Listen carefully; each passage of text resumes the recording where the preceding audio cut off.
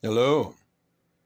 I'd like to first say thank you to Jesus and God and Buddha and Muhammad and the fairies and the elves and the angels and the devils and all of the invisible things that may or may not be there. Uh, Thanks for leaving it up to us to figure it out. And hopefully you're forgiving if forgiveness is necessary when we drop dead. And that's what I wanted to make this really little quick video about. You know, as a parent, and I think anybody would agree with this, if I am going to be a good parent or even a good teacher, right?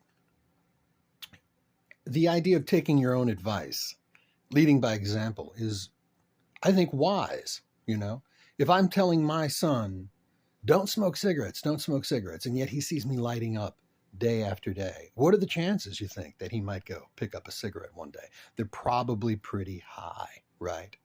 So it occurred to me, and I've been talking about the Bible here, so let's make the assumption we're coming from a place of the Bible is true. The Bible is our instruction manual from God. That's what we have to go by. And I came across the verse the other day doing a little studying, a little thinking, and it's the one where the disciples asked Jesus how many times they should forgive someone, forgive an enemy, whatever the case may be. And he says 70 times 7. Maybe they said forgive your brother. I don't know. There are, I know there are Christians that'll come at me. Didn't say enemy. It said forgive your brother. I don't remember exactly who he was talking about forgiveness.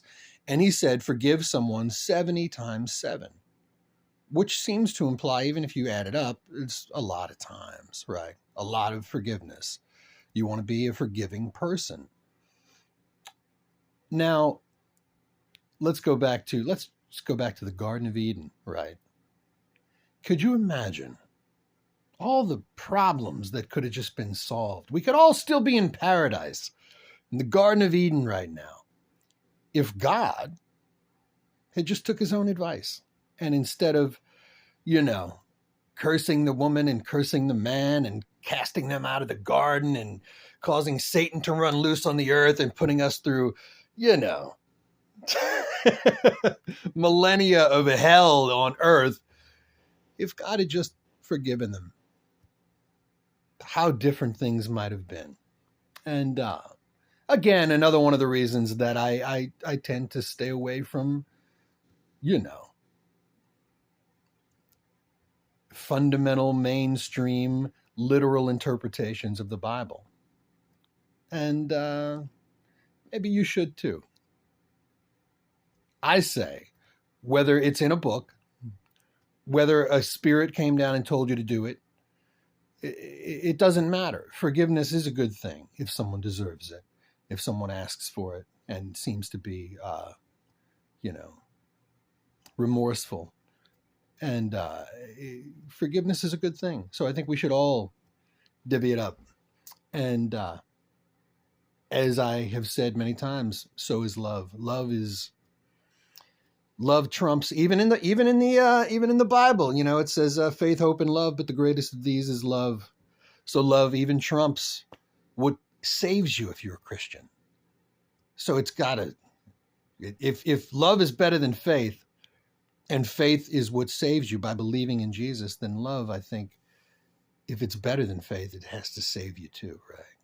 So if you can't make sense out of those contradictions, those pesky contradictions in the Bible, then resort to a little bit of love, maybe a little forgiveness, and be better. Be better than those who chose not to forgive. Only love.